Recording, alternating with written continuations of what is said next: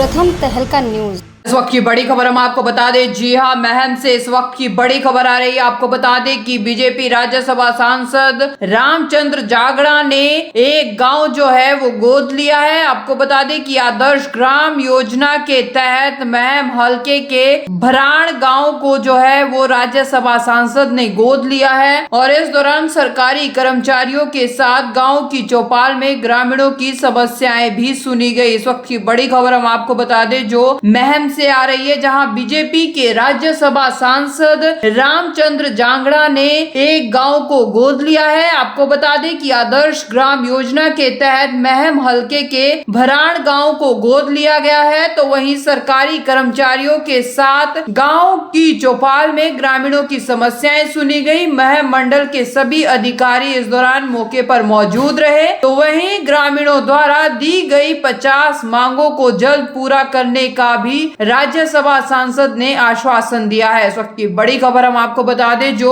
महम से आ रही है। चलिए आपको सुनाते हैं कि इस दौरान राज्यसभा सांसद रामचंद्र जांगड़ा का क्या कुछ कहना है। इस वक्त की बड़ी खबर हम आपको बता दें, जी हां, महम से इस वक्त की बड़ी खबर आ रही है। आपको बता दें कि बीजेपी राज्यसभा सांसद रामचंद्र जागड़ा ने एक गाँव जो है वो गोद लिया है। आपको बता दें कि आदर्श ग्राम योजना के तहत महम हलके के भराण गाँव को जो है वो राज्यसभा सांसद ने गोद लिया है और इस दौरान सरकारी कर्मचारियों के साथ गांव की चौपाल में ग्रामीणों की समस्याएं भी सुनी गई। इस वक्त की बड़ी खबर हम आपको बता दें जो महम से आ रही है, जहां बीजेपी के राज्यसभा सांसद रामचंद्र जांगड़ा ने एक गांव को गोद लिया है। आपको बता दें कि आदर्श ग्राम योजना के तहत महम हलके के भराण गाँव को गोद लिया गया है, तो वहीं सरकारी कर्मचारियों के साथ गाँव की चौपाल में ग्रामीणों की समस्याएं सुनी गई। महम मंडल के सभी अधिकारी इस दौरान मौके पर मौजूद रहे, तो वहीं ग्रामीणों द्वारा दी गई 50 मांगों को जल्द पूरा करने का भी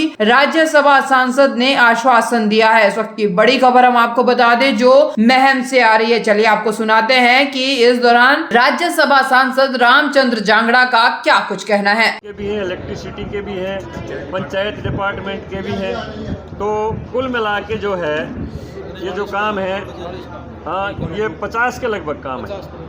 33 काम ये गलियों के लिए हैं और बाकी पब्लिक हेल्थ के हैं। बड़े काम क्या है सर? जैसे बड़ा काम एक तो यहाँ पर वाटर टैंक की कमी है और गांव में पानी की कमी है, इसके लिए हमें नए वाटर टैंक के लिए गांव का प्रस्ताव भेजे, तो उसका नया वाटर टैंक बनवाएंगे, उसका बजट मंजूर है। और एक 6.5 एकड़ ज़मीन में गांव ने दे दिया, उसमें गांव में बच्चों के खेलने के लिए, कूदने के लिए तमाम सुविधाओं से युक्त जो है ना वहाँ पर स्टेडियम बना दिया जाएगा।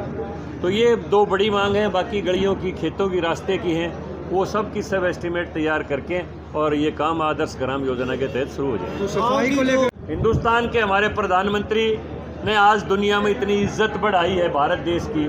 आपने देखा होगा यूक्रेन का युद्ध चल रहा है, यूक्रेन में जितने हमारे देश के स्टूडेंट वहाँ पर पढ़ते थे, जिसका हाथ में तिरंगा डंडा दे दिया उसको किसी ने हाथ नहीं लगाया, वो सुरक्षित निकल गया। और हमारे लिए सबसे बड़े गर्व की बात है कि पाकिस्तान, जिसको हम अपना दुश्मन देश मानते हैं, वहाँ के स्टूडेंटों ने भी वहाँ से बाहर निकलने के लिए तिरंगा हाथ में ले लिया और वो सुरक्षित निकल गए। इतनी इससे बड़ी कोई हिंदुस्तान के लिए इज्जत की बात हो नहीं सकती है। आपने कभी कल्पना की थी ये हाईवे जान लग रहे हैं, ये हम चंडीगढ़ में तीन घंटे में जा सकते हैं। यहाँ भराण से चंडीगढ़ जाना हो तो 2.5-3 घंटे में चले जाएंगे, पहले 7 घंटे लगा करते और आधा तेल जड़ेगा। तो इतना इंफ्रास्ट्रक्चर बना दिया। अब जल्दी मेरी अभी रेलवे मंत्री से बात हुई थी, मैम की रेल लाइन की भी जल्दी सीटी बजने वाली है। और आगे आप बता दूं, हिसार में एयरपोर्ट बनने लग रहा है, वाया मैम एक रैपिड रेल जाएगी जो कि 90 मिनट में हिसार से वहाँ सीधी दिल्ली एयरपोर्ट तक चली जाएगी। तो विकास के लिए हर हल्के को बराबर में विकास का पैसा देते हैं। पहले मुख्यमंत्री ऐसे आए हैं जिसने कहा कि हरियाणा एक, हरियाणवी एक, समान विकास होगा, चाहे वहाँ से हमारा एमएलए हो और चाहे ना हो। गांव में विकास में कोई कमी नहीं, तो बात नहीं करी जाएगी। पहले सरकारें ये तो बात करती थी, कहते थे वोट तो दो, फलाना नहीं रुपये भी उस समय ले लियो।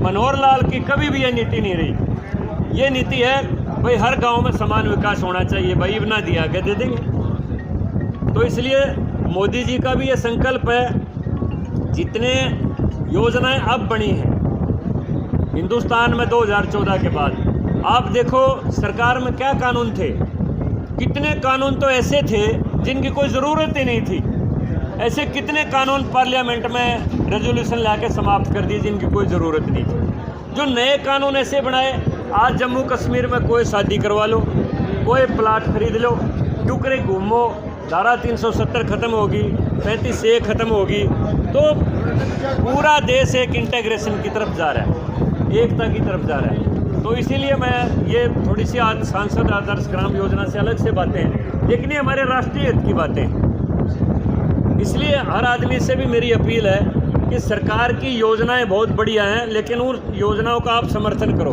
अब जैसे भाई चौधरी बंसीलाल अधिकारियों ने एक एक बात का जो विजिलेबल रिपोर्ट वो दे दिए, और इसको हमें आदर्श ग्राम इसको बना देंगे। सरकार की ये पॉलिसी है, और यहाँ हिंदुस्तान के प्रधानमंत्री नरेंद्र मोदी जी ये चाहते हैं हर गांव का तालाब साफ होना चाहिए, हर गांव के अंदर शिक्षा की सुविधा होनी चाहिए, हर गांव में स्वास्थ्य की सुविधा होनी चाहिए, हर गांव में खेल कूद की व्यवस्था होनी चाहिए, हर गांव में साथ के साथ पशुओं के भी स्वास्थ्य की सुविधा होनी चाहिए।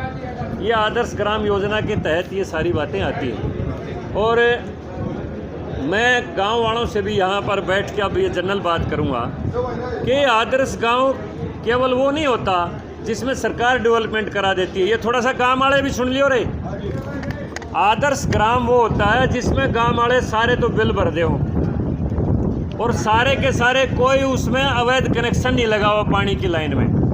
अगर अवैध कनेक्शन लगा होगा तो नीचे वाला का तो चलता रहेगा, ऊपर वाला का जाए नहीं। अब उसमें विभाग का खोट नहीं है, फिर वो तो गाँव वाले का खोट होगा। तो इसलिए ये समस्या गाँव वाला ने मिटानी पड़ेगी।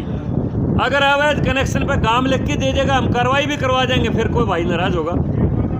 तो इसलिए गांव वाले सुनने लग रहे हैं यहाँ पर, आपकी पाइपलाइन लग जाएंगी, सब कुछ लग जाएगा, लेकिन अगर तुम खुद उसमें अवैध कनेक्शन लगाओगे तो अगले भैया का पानी नहीं जा।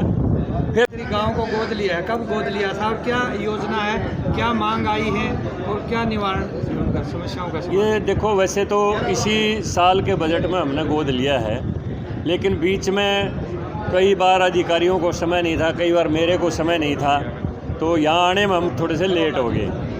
लेकिन ये मार्च तक का हमारा जो बजट का अनुमान है, इसमें इसी में इसको गोद लिया है, जो इसी फाइनेंशियल ईयर में है ना। और सांसद आदर्श ग्राम योजना के तहत जो गांव लिए जाते हैं उसमें प्रायोरिटी मैंने बराड़ को दी है, क्योंकि हमारा गुआंड का साथ लगता गांव है, अपना घर ही माना जाता है। तो आज सारे सभी विभागों के अधिकारी यहाँ पर मौजूद हैं, सबके सामने गांव ने जो भी काम लिखे वो पढ़ के सुना दिए। इन रोकिए थोड़ा रास्ता।